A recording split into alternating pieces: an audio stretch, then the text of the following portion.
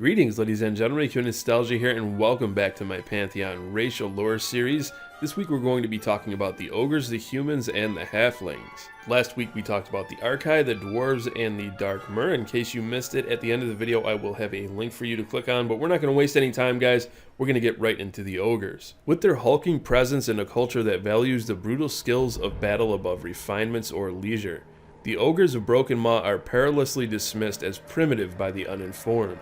Yet careful study would reveal a race that relishes the dance of warfare tactics and in whom resides an unmatched respect for valor and courage, whether friend or foe. When calm, Ogres are cautious and considerate before action. Unseat their emotions, and their uncomparable size wreaks unpredictable ends. The Ogres hail from a world called Gorak, a place of glacial ranges, magma flows, expansive mountain plateaus, and cave jungles, where the very insects were said to grow to the size of a terminus halfling. On the continent of Sarath dwelt the 7 clans of the Ogre race, coexisting only by forced observance of sacred borders. These boundaries were handed down by the deities of the Graven Hold, along with the cryptic 7 tomes of war, one bestowed to each clan. The tomes leveraged a promise of unrivaled power against a warning of permanent defeat. The Graven Hold hid the bulk of the tome's knowledge within the indecipherable labyrinth of runes until a time when the volumes would be shared amongst the 7 clans equally. If even one tome was destroyed, the Pantheon would permit the Ogres be wiped from the face of Gorak. However, there was no mandate that they be used. Thus, within the territories, each militant clan thrived to the extent they respected those limits. The vast wisdoms of the tomes remained untapped, for no clan lord would dare share his birthright with another. Each clan handled their tome in their own manner. Bloodmare commissioned a hereditary order of mages to decipher the runes apart from collecting them all. Way of Astur kept theirs suspended over a pool of magma beneath their mountain fortress, chained to 6 blind warriors spread about the cauldron, illuminated only by the molten rocks. If they perished, so did the tome. An effective if perilous tactic that illustrated the ogre mindset in battle. My foe dies or we both do. The smallest clan of the 7, Black Moon, memorized the few legible runes from childhood, relying on them for survival more than any other. But from prosperity to poverty, circumstance only masked an instinct that welled up in each clan, rising from the soul of every ogre, male or female, dominance by right of conquest. And there exists no proving measure for an ogre greater than defeating another ogre. When cast upon the naked land of Terminus, the frail bounds between the clans ruptured in haste. After eons of forced restraint, total war arrived. The scale of this conflict would have consumed the race had not a dark messiah risen from the chaos. Rothuk, clan lord of the Black Moon tribe, took his tribe to a mountain ridge far to the south, claiming it called his name. Into this haunt he trekked alone, with the tome of the Black Moon, whispering that the secrets of the runes could be opened therein. Missing for weeks, as the Red Ogres of Dark Sun assaulted the last of his men, Rothuk emerged from the mists and shadows forever changed. With the powers of an unlocked tome, Rothuk declared himself the Black Moon King, making an unprecedented claim as lord over all 7 clans. In a ruthless campaign, he validated this title, slaying the 6 rival clan lords with his own hand. All opposition collapsed beneath the surging tide of the Black Moon, each tome taken in turn. In victorious froth, the king desecrated a sacred shrine of ancient Terminus, an ominous statue of a departed rain-born dragon. This monolith stood as a reminder of the latent authority on the planet, that of the bloodline of the Dragon King himself. Yet in one fearless stroke, the Black Moon King tore off the beast's jaw, casting the Hulk at his feet, breaking its maw. In a display of gross mockery, the king set his throne inside the mouth of the disfigured region. From that seat, he unleashed the unified ogre host upon the continent of Rainfall, though his ravenous eye cast out across the whole of the world. Yet this era of conquest was not to endure. The king was increasingly afflicted by the very powers he used to terrorize his foes. With muttering throat and eyes that never closed to sleep, observers believed the dark curse of the breached tomes wreaked a greater claim upon the king with each victory. When the ceaseless whispers wreaked too great a madness upon him, the undefeated king abdicated his throne and vanished. Leaderless, the ogres were unable to hold on to their blood-soaked gains. Against defeats, rivalry, and betrayal, Their fabled instincts seem to have fled with their king and his books. When the revenant forces fell upon Broken Maw, the reeling nation sought shelter in the Ashen Sanctum, themselves devastated like any common race. In this current frail age, the Ogres are pitched in battle again. Their bitter rivalry with the Hounds of Wo-Shi smolders afresh, requiring warriors born of the race's native ferocity and leaders who can unify the fractured host. Yet beneath those aims burns the reclamation of the Tomes of War, a birthright stolen by their own native hand. So the Ogres are pretty interesting. I like the fact that they've got this Adam and Eve kind of story going on here. Don't mess with these tomes. If you mess with these tomes, it's gonna drive you insane. It can fracture your race and destroy you utterly. It's very biblical in that way, right? That's what I get from it. But this is Pantheon. That's what this is all about. It's about gods and the races underneath those gods. And it's really interesting. I love the fact that the 7 clans, they were pretty much decimated by one clan that just was crazy for power. Really interesting story. Moving right along, I do try to keep these short, guys. I promise you, we're going to be talking about the humans. True power speaks not a word, yet its presence is deafening. The city of Thronefast has been the presence of the humans for nearly 500 years, and to know their heights of power is to behold the capital, a breathtaking jewel in the night of dawn. The breadth of their influence is glimpsed in the majestic navy, unrivaled on the open waters. Students and masters of nearly every art and discipline. Humans, middle-rung size and strength is perhaps a lone mediocrity, their oft flamboyant pride not withering before kings, ghouls, or dragons. Of all the multitudes scattered across Terminus, no other group has been so defined, aided and threatened by their leaders as the humans. When first arriving on the continent that became King's Reach, the frail colony was helpless under a winter so stark it was called cursed. Only by heavy reliance upon the nearby elves of Faerthale did they outlast the tempest. Yet in the thaws of spring, the human king Amensol rallied his people to found a city all their own, Havensong. Settled in a forest at the base of the Rhone Mountains, the town was a jewel of dedicated effort, born from a people unified by their harrows and trials. That very year, Amensol and his queen welcomed their firstborn son, Avendir, as heir, and the fate of the race was aimed to soar. Yet less than 25 years later, the humans were facing extinction. 7 years into the Deicide War, the ravaging lord of the Revenant permitted one of the humans' former gods, Osari, rain down upon Havensong every nightmare war of his armies possessed. The undermanned city endured a 3-week siege, and King Amensol was cast among the corpses of his soldiers, slain by Asari the Betrayer himself. The High Mortal's fury culminated in having every sundered shred of the ruined city carried to the cliffs of Rolan and thrown into the churning seas below.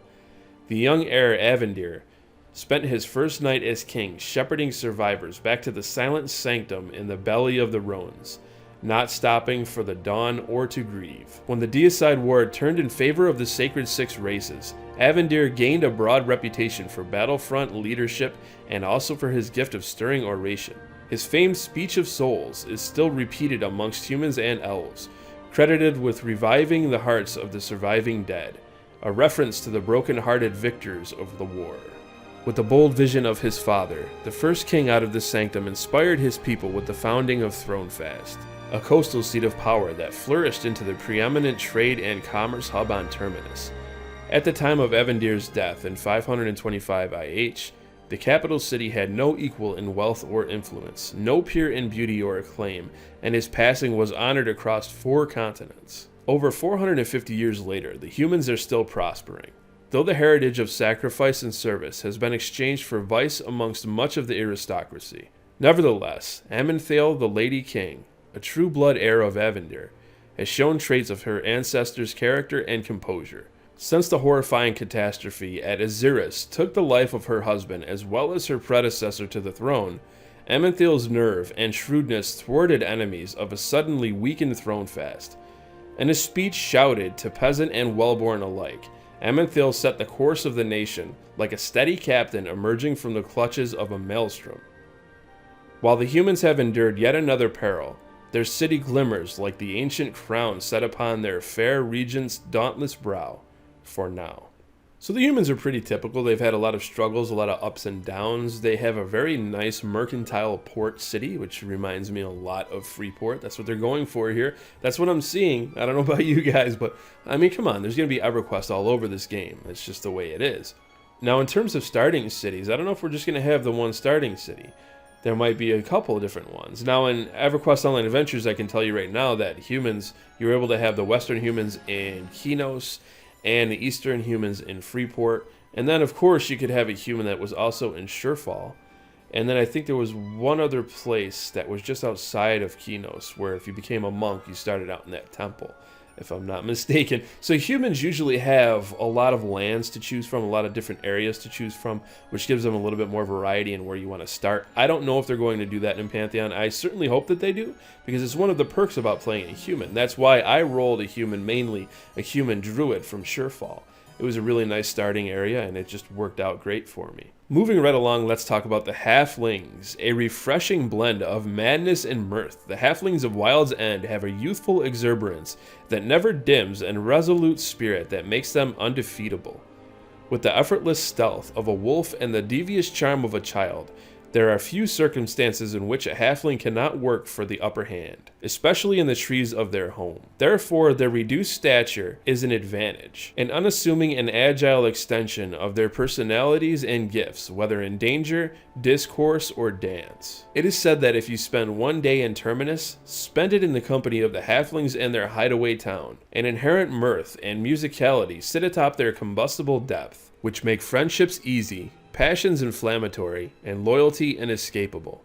And like many of the castaways on this globe, the halflings were not always so composed. At one time a people of full stature, their lot was to roam across the vastness of their ancient homeworld Harith, under constant fear for their survival. Thereby, through the people known as the Kiri, was the town of Kirin Sound born, a name taken to honor their protector, Kirin, the Ward of Flame. For there were 6 wards of Harith, though Kirin loved this race above them all, and they all had adopted his name in thankfulness to his care. But the Ward of Flame was not charged to watch over Kiri. Rather, his was to rule over a race beneath the surface of Harith. Yet Kiri loved the light and his people, though as punishment for his rebellion, he was sworn to never speak to the Kiri, yet could lead them in silence for a time. But in this hour, the discernment and bravery of a young Kiri named Marthas rallied his nomadic race to claim a land for their own. For many years, they had feebly escaped from one habitation to the next, fleeing a dogged adversary known as the Farath.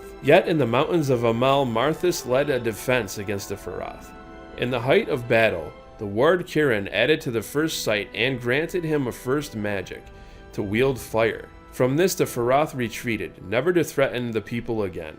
And so too did Ward of Flame forever depart, never having uttered a single word to the race he so long watched over. Kirin Sound prospered in short order, the young mountain town benefiting from the residents proud to till, clear, and build upon their own land. Before long, it behaved more like a kingdom, and after Marthas, rule was passed through a line of monarchs, until the coronation of King Alenspeth III. Yet on that night, the new king personified the soft luxury of Kirin Sound's era of fortune, imbibing the present and hazy on the past. For the mountains of Amal held another kingdom far below its heights, the realm of Maltz, the Laughing Wraith, king of specters. Kirin's gift to Marthas had caught the Laughing Wraith's attention long ago, and on this night he sought to ensnare his descendants. Pretending to honor King Alenspeth, a disguised Maltz presented the choice of 2 gifts to the region, eternal life or a reign of peace. When the naive king chose to never die, the Laughing Wraith howled for glee and revealed himself. Soaring above the assembly, he cursed the entire population with a birthright affliction that would diminish their physical maturity of the next 10 generations. The last generation of the race would be born only as souls, which Maltz foretold with a squeal would be used to restore him to physical life, along with the might of the first magic. King Alenspeth was granted his portion, however, fated to watch his people disappear into ethereal subjugation. Yet in the 5th generation, a maiden of Marthas' line named Leone sought out the Wraith in his cavernous underworld. Deceiving him with a disguise, she challenged Maltz, who thought her a harmless, misguided child. By the time her people had been reduced to permanent adolescence, even at the peak of their lives, and though truly a youth, Leone was a great student of riddle and the tricks of the laughing wraith. Declaring herself, she wagered the remaining 5 generations of her people against Muls's wit, and the greedy king took the play without contemplation. So gleeful was he, that when Leone proposed a further ante, Mulse again complied. Yet threaten and travail as he might, Mulse could not unwind her riddle. Trapped in his greed, the wraith surrendered his laughter, and the suffocating curse upon the Curie was broken. Mulse's laugh, for decades the haunt of every nightmare in the kingdom, was transformed to the emblem of his victim's joy, and the laughing wraith became the silent wraith forevermore. In that hour, their new namesake as Halflings took root, for the curse could only be halted and not undone. This 5th of 10 generations embraced their halving as a harbinger of mercy. Upon Terminus, there are evidences of that past still alive in Halfling society. The Eskips, many of whom still carry the blood of Curie nobility, have a high but sincere mind about themselves and would return to Hurith and Curin Sound if they could. Maiden Clan is an unrevealed group, even amongst the Halflings themselves.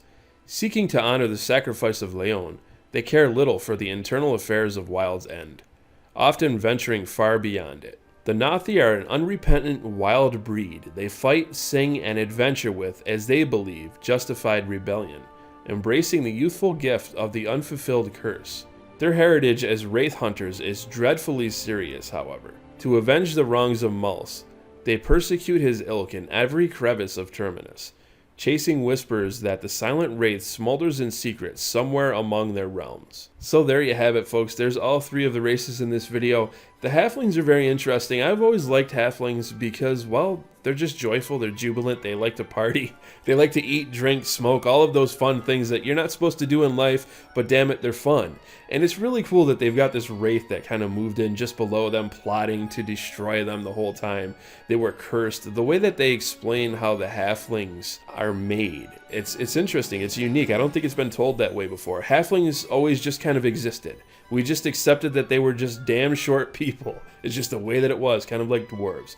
But in this, it's a curse. They were cursed that way. But the curse didn't fully take hold. It only like halfway took hold. Some of them embraced that, and they kind of act like children in celebration of that. And they go out and they hunt wraiths. I think they sound pretty damn badass, and they sound like a lot of fun. Their starting area, I'm sure, is going to be amazing. We've already seen bits and pieces of it. There are a lot of snakes, from what I remember. There's snake people, and there's snakes all over the place. They seem to have a problem with snakes. I don't know what it is with Shire folk and snakes and creepy crawlies and spiders and all things like that. All manner of creatures. But I'm sure there's going to be a lot of people running around as Halflings, killing beetles and snakes that kick for several hours on end. I very much look forward to it. So just to remind everyone, I am going to be covering all of the races here. If you have not subscribed, you're going to want to be doing that. I cover Pantheon on this channel regularly. Make sure you guys tune in next week. I will be covering the Elves, the Gnomes, and the Scar, a very mysterious race. But at this point, I want to hand it over to you guys. Let me know what you think about this video down in the comment section below. If you enjoyed it, make sure you share it around. Let people know what I'm doing out here. I very much rely on you guys for word of mouth to get people to these videos. So please help me out if you enjoy what you see. I thank you all for watching, and I look forward to seeing you all in my next video.